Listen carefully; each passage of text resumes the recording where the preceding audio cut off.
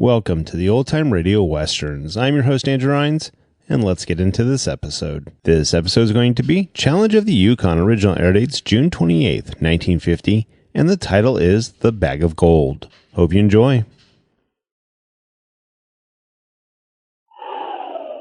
The Challenge of the Yukon.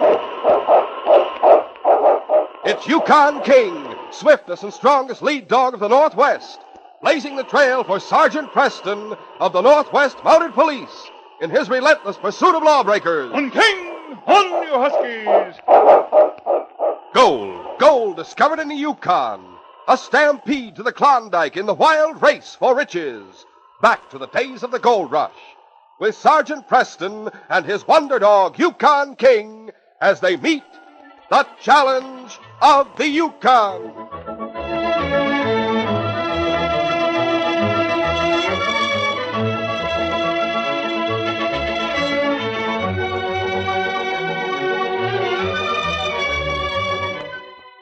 With the coming of the summer of 1899, the year following the great rush to hunt gold in the Yukon Territory, Whitehorse, the first large settlement above Skagway, was teeming with activity. Prices were high, and yet men were lax in the use of their money, since each was convinced he would strike it rich within a short time. The thought of finding gold spurred most of them to hard work, but there were some, like Curly Dalton, who intended to get their gold an easy way, by taking it after others had found it. Curly had gathered 3 men together who thought as he did. They sat at a table in the cafe one day. Frankly, I don't intend to break my back digging or panning for this stuff. Now I see what you're driving at, Curly. What's more, I think me and these other 2 feel the same way about getting gold. Fellas? We sure do. Right. Well, in that case, suppose we go over to the hotel where we can talk private. I'll tell you all just how we'll operate. All right, come on, let's go. From the start, Curly and his gang used rough and ruthless methods to get what they were after. Their first job had been to rob the express office just before the boat was ready to take on shipments to go to the States.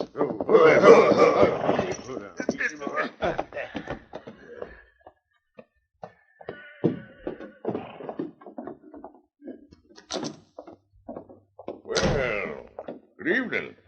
I reckon you have some gold to ship on the boat? I just have time to fix up waybills and get it to the boat with other shipments. Shut up. This is a holdup, mister. Wait, you can't... Sit down! All right, men. Get over there and clear out the safe. He's got it open for us already. Sure. There's plenty of pokes of dust here, too, Curly. Well, hurry up and grab him. Somebody might come in. Well, I won't let you get away with those pokes. Lots of the prospectors are sending money home. You can't do it. Help! Help! You asked for this? Oh! Now, let's get out of here pronto. Come on, right, Curly. Come on. After that robbery, Curly and the others had quickly made their way to the cafe and were among the crowd that a short time later milled around the entrance and interior of the express office. Those crooked killers even grabbed all the waybills to make it tough to know who lost their money. I lost my receipt, but I had a poke for $300 I was sending home. Yeah, I mislaid my receipt, too. Now we can't put in any claims to the express company. Constable says they didn't leave any trail at all. The only witness against them is the agent. He's dead. Doggone it, them killers ought to hang, that's what. A week later, Curly and Red sat in the cafe unobserved and listened to an old sourdough talking to the crowd a short distance away. Well, if any of you think I'm not a good sport, I'll prove it by paying for whatever anyone wants, understand? The whole bill's on me. That old sourdough's loaded with gold, Curly. He sure is. Listen, all of you. I just want you to know that I was one of the first to strike it rich. Yes, sirree. I come up here with the first bunch. I struck it rich right off. Yes, sir. Yes, sirree. well, I gotta go home. Going home now. And I'll see you all tomorrow. Tomorrow night. Yeah. All right, let's get out of here and find the others. Come on. Right. Curly and Red quietly left the cafe ahead of the old boasting sourdough. They found the others. Then they all rode after the sourdough when they saw him leave the cafe and mount at the hitch rack. The old man didn't realize what was about to happen as he rode along the trail. Get along there, Betsy. Get up. Oh, Susanna, don't you cry for me, for I come from Alabama. Hey, pull up there. Huh? Hey, what's that? Hi, fellas. Oh, there. Oh, boy. All right, give us that poke of gold you got with you. Huh. You got bandanas to hide your faces. Huh? Well, no yellow-backed outlaws are going to get it. You talk too much. All right, Red. Get the poke of gold. We'll get back to the cafe before we're missed, eh? Steady, boy. Easy. Steady. Up. I got it. There. All right, let's go. All right, come on. Once more, they were among the first to ride to the scene when someone came into the cafe and reported finding the unconscious sourdough on the trail. Hold on. Right here's where it happened, men. I put the old sourdough on his horse and left him at the constable's office. Just before I went to the cafe. I guess the constable hasn't got here yet. It won't do him any good either. I reckon we've covered up any trail them crooks left by now. You sure have. That's right. We didn't stop to think. We should have waited till the constable had a chance to look the ground over. Oh, well, let's get back to the cafe. Get him back. Get him. And so it was that time after time, Curly was smart enough to see that any trail would be covered up before the constable had a chance to follow it. In Dawson, Sergeant Preston of the Northwest Mounted Police entered the office of the inspector at headquarters.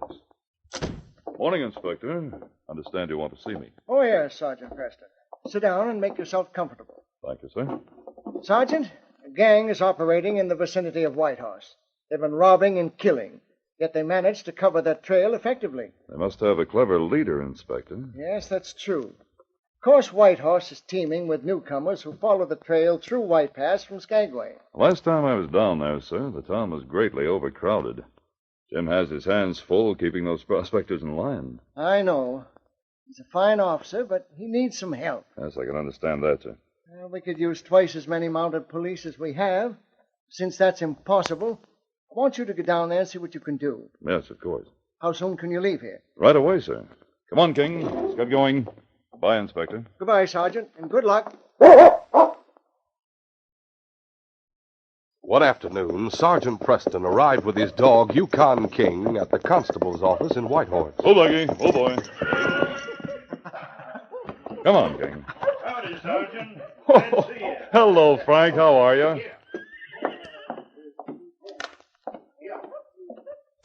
Well, Sergeant, I've been expecting you. The inspector said you were having trouble down here, Jim. We made the trip as quickly as we could. I'm sure glad to see you. Frankly, we've had plenty of trouble. Oh? A gang of outlaws seems to be operating in this vicinity. No matter how hard I've tried, I haven't been able to pick up their trail. Whitehorse is crowded right now. They could be hiding right in town, for that matter. It'd be hard to get a line on them. I know. Haven't they left any trail at all on any of the robberies they've pulled? They could have, but it seems before I can get to the scene of the crime, or at least by the time I do get there, a mob of prospectors is milling all over the place. Oh, I see what you mean. When the express office was robbed, the agent was murdered. Then when an old sourdough was held up, he was hit on the head with a gun butt. All he could tell me was that there were 3 or 4 horsemen who had their faces partly covered with bandanas. You connect the two crimes? There have been more, Sergeant. A couple of prospectors a few miles out Indian Creek were attacked in their sleep, knocked unconscious, and robbed of their gold. They didn't have a chance to see anyone. But somehow I feel that the same ones are responsible for all the crimes that have taken place in the last few weeks. The pattern of the crimes does seem to be the same. Idea must be not to leave witnesses or a trail. That's the way it seems to me, too, Sergeant. Well, Jim, I'll stay here in Whitehorse until we find that gang and get them behind bars. Come on, King. We'll go get some food and rest now. That night, in Curly Dalton's room at the hotel, Curly and his 3 followers were talking. Now, don't forget when you leave here, ease out one at a time so you won't be noticed. You don't have to worry, boss. It sure is a laugh, Curly. Why, everybody in town's excited about the jobs we pulled. With us living right in Whitehorse listening to them. Yeah, they're a bunch of dope. Curly sure knows how to fool. Just how long we keep 'em fooled depends on you fellas. Just one slip of the tongue at the cafe, and that'd be on our necks. Don't worry, Curly. We're all careful. We do a lot of listening, but very little gab. That's right. We don't talk. And what's more, Curly, with you living here at the hotel, each of us living in separate rooming houses, we aren't together very much. Well, we can't be too careful. Yeah, Remember we've got that. away with plenty so far. Yeah? By the way, it's about time we found some other job, Curly. Might as well get as much dough as you can while the getting's good. Well, that's all right with me. And tonight, after you leave here, see if you hear of anything that'll tip us off to another easy job. You better get going right now. I'll see you all later. After leaving the others, Red went to the cafe. A prospector came in and stood beside Red. He immediately followed the custom of many of the old sourdoughs in the Yukon by turning to Red and speaking as if they were friends. Been up here long, mister? Long enough. How about you? Reckon I was amongst the first to rush up here. Yep. Come all the way from Frisco, too. Well, that's a long way to come. I suppose you were down that way prospecting for gold, huh? Sure was. In fact, I've hunted gold in Colorado and Utah and Nevada and most everywhere. Yes, sir. It sure is funny how an hombre will grow old chasing that yellow stuff. Well, it gets into your blood, sort of. Once it does, it's there to stay, seems like. Yeah, that's right. Did you ever find much gold? Seems to be an experienced prospector like you ought to have quite a lot stuck away in the bank. Bank? Ha! Bank, did you say? No, sir, you don't catch me letting them banks get a hold of my cash. Ah. What you got against banks? Now, sir, I'll tell you. I made a strike in California a few years ago. Put all my diggings in a bank in Frisco. So that's where you have your gold now, huh? Not on your life, mister. Can you believe this? One day I goes into town and there's a big line outside that bank. Well, I got to asking around and I found out that the bank was going under. Yeah. The time I got to the door, they closed them plumb in my face. And me with nigh on the 20,000 in gold stashed away in there. Gosh, what happened? What do you think happened? I never got a cent of it, not 1 cent. The bank failed, and there I was, broke again. Yeah, that was mighty tough luck. Yeah, sure was. Well, that'll never happen to me again. You can bet your bottom dollar on that. Well, if you're broke, doesn't make any difference anyway. Broke? Who said I was broke?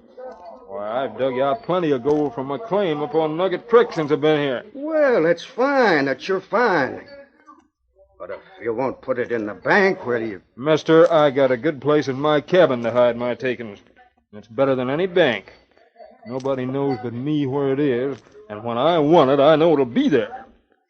You just take my advice and stay away from banks, mister. Yeah, sure, I remember that.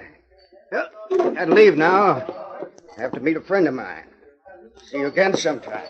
So long. Red left the cafe hurriedly and went to Curly's hotel room. A short time later, he was telling Curly, I know a good chance to get some more dough, Curly. Get it easy. Yeah? Well, tell us about it, Red. I heard a sourdough talking over in the cafe a while ago about all the gold he got from his claim up on Nugget Creek. What about it? He likely has it socked away in the bank. That's the point, Curly. He was saying how he lost money in a bank failure once and didn't believe in banking his cash anymore. Wonder where he keeps it then. He was saying he had a good hiding place at his cabin. I found out he lives out there alone. Say, that does sound like a good setup for us, Red. All right. Get the others and meet me on the edge of town near Nugget Creek Trail. We'll go out and get that old fool's cash and be back in town long before anyone knows what happened. Later that night, the four crooks pulled to a stop in front of the cabin on Nugget Creek. Oh, there. There's a light inside. It must still be up. Yeah. Now use your bandanas across your faces before we go in. Right. All right. All right, let's go.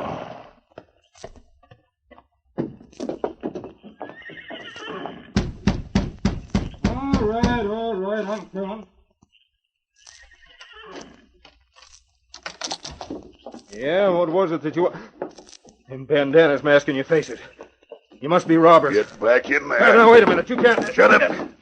I come inside, fellas. Now, look. There's no need to come here with guns and all. I'm just a poor prospector trying to get a little dust together. Yeah. Now, look, mister, we know you got a pile of gold hid away in here, and we're going to get it. Now tell us where it is, or I'll put a bullet in you right now. Don't. I'll tell. Then be quick about it. It's hid under a loose floorboard. Over there in the corner of the cabin. Go look, fellas. Yeah, right. There's a loose board here, all right. Well, get it up and see if the gold's there. Sure. Hey, here's an old carpet bag hid in the open. Must be the gold. Good, bring it here. All right, open it up. All right. This is it. Several pokes of gold. Don't take that. It's all my savings. Shut up, you!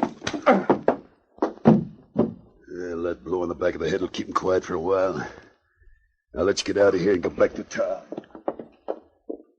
When Curly and his men reached the edge of town, they separated, and each one went to his own living quarters. Early the following morning, the prospector, with a crude bandage on his head, entered the constable's office to report the robbery. Constable, come here to tell you I was robbed during the night. There was 4 of them. Sit down, Ned, and tell us about it. This is Sergeant Preston. Oh, howdy, Sergeant. Morning, Ned. Looks as though you had trouble with those crooks. Oh, yeah. One of them clipped me on the back of the head. Lucky it was a glancing blow. Better sit down, Ned. Thanks. You say there were 4 of them? Yeah, they said they'd kill me if I didn't tell them where my gold was hid. So I told them. After they got it, the one who was giving the order socked me. They got away with all the gold I had. It was hid away under a floorboard in an old carpet bag. We'll go out there and see what we can find at your cabin. I'll go with you, Sergeant. We'll rebandage Ned's head and let him wait here until we get back. Oh, this bandage is all right, Sergeant. It isn't much of a wound. Oh? Well, all right. We won't be gone long. Ready, Jim? Right with you, Sergeant. Come on, King.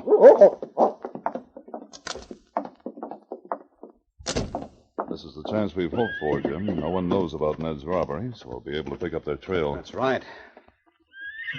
Ready, Blackie? Easy Ready, there. boy. Go up, Blackie. Get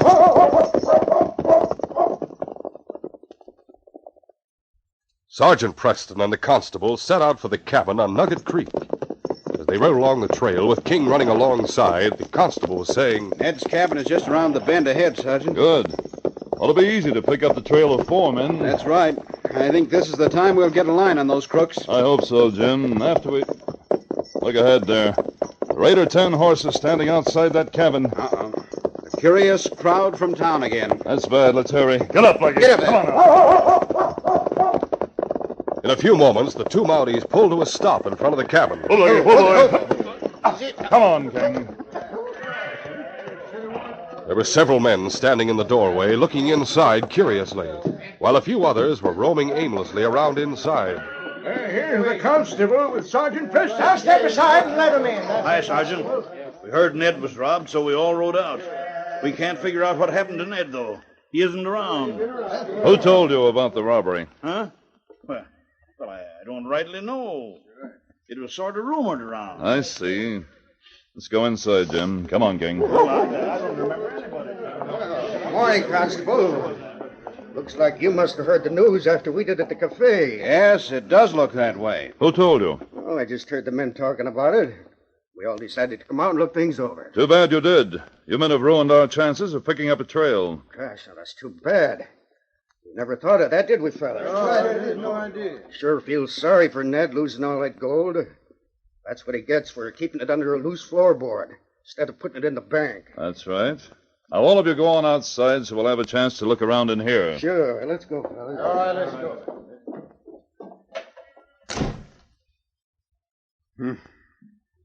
Doggone it, Sergeant. Those prospectors have ruined our chances again. I know. Yeah. Well, they've all left. You might as well leave, too. What I'd like to know is who got them to come out here in the first place. Of course, Ned might have told someone before he reached your I office. suppose he did. Let's go back and talk to Ned. Come on, King. A short time later, Sergeant Preston and the constable entered the office where Ned was waiting. Kelly, it sure didn't take you long to find any clues. No, Ned, we didn't. As a matter of fact, there were 8 or 10 men from town What? out there when we arrived. Well, what were they doing out there? Just curious, Ned. They went out as soon as they heard about the robbery. What I can't figure is how they found out about it. Ned, did you tell anyone about it before you came here? No, sir. I come straight here to the constable's office without meeting anyone. Oh, that's interesting. Tell me something else. How many people knew you kept your gold hidden under a loose floorboard? Nobody. I kept it a secret till I was forced to tell them bandits. No one needed to know where it was actually hidden, Sergeant, as long as they knew he had gold hidden at his cabin. It was easy, for instance, for the thieves to Hold force on, Jim. I had another reason for asking that. Remember that rusty-haired fellow who was inside the cabin, the one who spoke to us? Yes. He made a remark about Ned, saying that's what he got for keeping his gold under a loose floorboard instead of keeping it in the bank. That's right. He did say that. The only ones who'd know that would be the four men who robbed Ned and Ned himself. And that fellow must I believe he's one of that gang, Jim. I better go pick him up for questioning. No, don't do that. If you do, the others will make a getaway. Then what do you intend to do? I have a plan that may work, Jim. Now, you and Ned listen carefully because Ned's going to play a part in this. What do you want me to do, Sergeant? Ned, you've heard of fool's gold, of course. You know what it is. Oh, yeah, sure. It's iron pyrites, a metallic, yellowy-looking stuff that's worthless. Many a newcomer's been fooled by it, thinking he struck gold. I've been fooled by it myself. But you can't fool a sourdough like me, no, sir. It feels different and has a sulfur-like taste. Lots of folks is fooled by it, though. I know. That's what I'm counting on.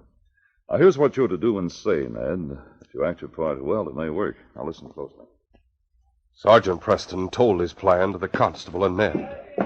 Later that day, Ned entered the cafe and looked around.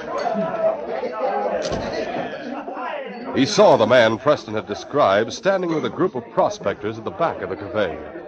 As Ned approached the group, they started asking questions. Well, here's Ned now. How you feeling? Too bad about your gold, Ned.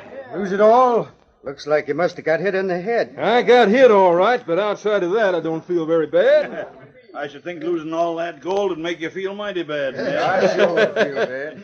Well, it might have, if I really lost all my gold. Huh? What do you mean? What I mean is that them outlaws got fooled, that's what. Fool? How do you make that up?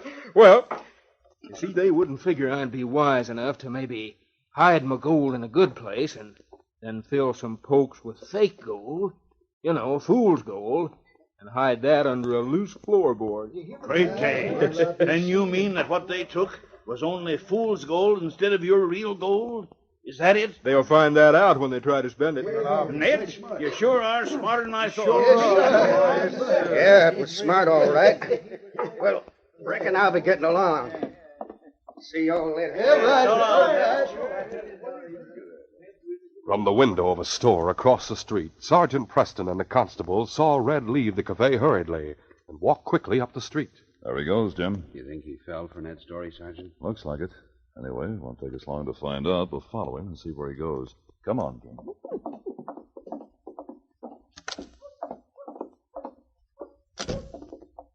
You don't want him to know we're following him. Just saunter along in case he looks back. There's no reason why he should suspect anything.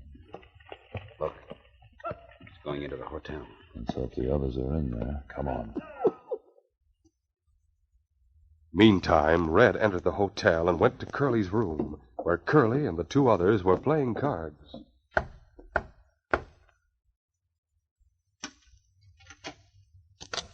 Hi, Red. I thought you would stand at the cafe a while. Let me in, Curly. Yeah, sure, come on. I heard something at the cafe, Curly. What'd you hear? Yeah, what's up? You look worried, Red. What's worrying me is I think that prospector tricked us last night. What do you mean? He's over at the cafe right now, crowing over the fact that we didn't get his gold. Well, he's crazy. You saw what's in that bag under the bed? He claims he kept that carpet bag filled with fool's gold, just in case he did get robbed. Fool's gold? Yeah, you mean what we got was worthless? We ought to go back there and plug him. Get the bag and put it on the table, Red. All right. Here it is. All right, open it. Let's have a look. Takes an expert to tell fool's gold from the real thing. I can tell. Don't worry. Open one of those pokes. Sure. What do you think? It looks like the real stuff to me. Yeah, but lots of people get stuck with fool's gold. Yeah, maybe so. But we're not stuck. This is real gold. By thunder, he must have got mixed up and tricked himself then. The other he has hidden away must be the fake stuff. I wonder. An experienced sourdough like him would know the difference with his eyes shut. I'd like to know just why he passed out that story. What do you mean, Curly? You think he had some reason to say what he did? Yeah, that's right. All right. Each of you go pack your stuff and get your horse. What's the idea? Where are we going? I'm packing my stuff right now. Then we'll meet on the south trail and head for Skagway. Now go on. Get out of here and make it fast. You too, Red. All right. But you're too suspicious, Curly. When you shot that express agent a few weeks ago, you acted like we were dopes enough to run around town boasting about it. You're not the only smart one in this gang, Curly. Get going and keep your mouth shut. Now go on. All right. Get back inside. Hey, the Mounties. We got to get out of here. This will stop you, fella. Oh!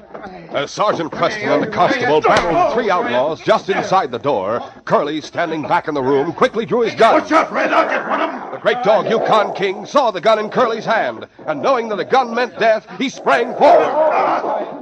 Get away, you buck. I'll settle this one. Maybe you got him, but you won't get me. Look out, Sergeant, his gun. Give me that gun. Oh, my hand. You're twisted. Drop that gun. Drop it. Keep these three covered, Jim. Right, Sergeant. Dirty mud, I'll kill you. Sergeant Preston looked up as Curly, battling against King, managed to drag his arm free as he landed a vicious kick on King's side. For the moment, Curly was free as King fell back. And then as the great dog started for him again, Curly, having quickly grabbed his gun, aimed it at King, shouting, Oh, I'll put a slug in you. No, you don't. Down, King. Down, fella. Watch him, boy. I've got his gun. I've got the other guns. Get over there, all of you. All right. Now look, Sergeant. There's Ned's carpet bag with the pokes of gold in it. His rusty-haired outlaw fell for old Ned's story just like you figured he might. Red, you crazy fool. You fell for a trick just like I thought. Don't call me a fool, Curly. It was your idea to stay here in town. Yes, and you might have continued to get away with your robberies and killings if Red there hadn't talked too much at the cabin today. Yeah, well, that dumb polecat. I should have known better than to hook up with him. You're not so smart, Curly. You'll be the one to hang for killing that express agent. Shut up, you hear? Take it easy, Curly. Take it easy. We already heard about that when we were listening outside the door. Once more, your friend Red over there talks too much. This is the gang who've been pulling all those jobs, all right. Yes, Jim, there's no doubt about it. The pattern of covering their trail by having a crowd gather at the scene of the crime is the same in all of the jobs. That's right. That's why I was sure they were staying in town and returning to town after each job. We're arresting all four of you in the name of the Crown for robbery and murder. No, you can't hold the rest of us for murder. It was Curly did the shooting. All of you are equally guilty. Now, Jim, we'll take these men to jail. This case is closed.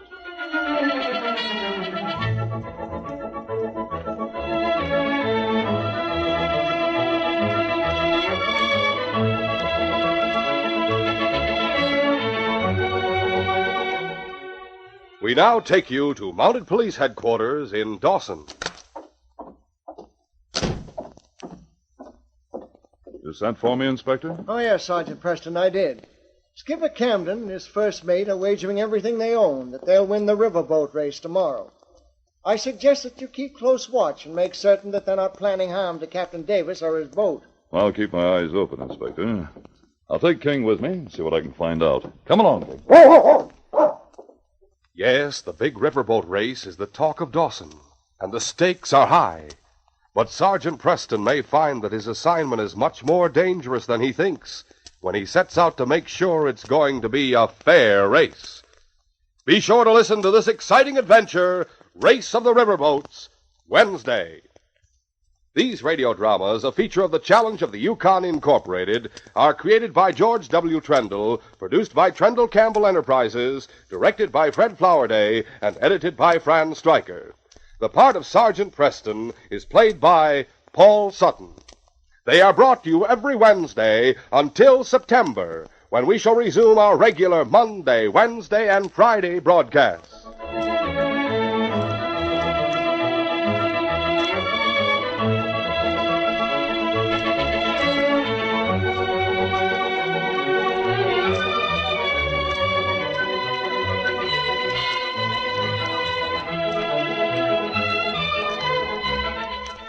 This is J. Michael wishing you goodbye and good luck until next Wednesday.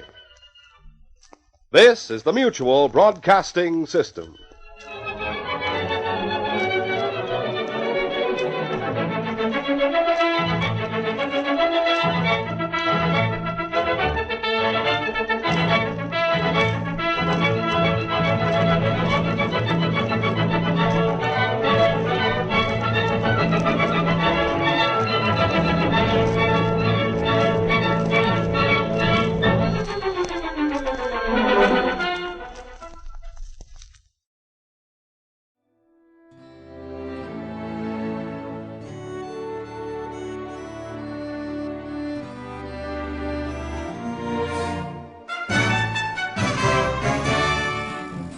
This has been a presentation of OTRWesterns.com, and we hope you enjoyed.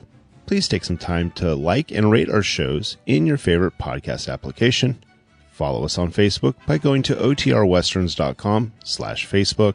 Subscribe to our YouTube channel by going to OTRWesterns.com/YouTube. And send us an email, podcast@OTRWesterns.com. You can call and leave us a voicemail, 707-986-8739. This episode is copyright under the Attribution Non-Commercial Share-alike copyright. For more information, go to OTRWesterns.com/copyright. Have a great day, and thanks for listening.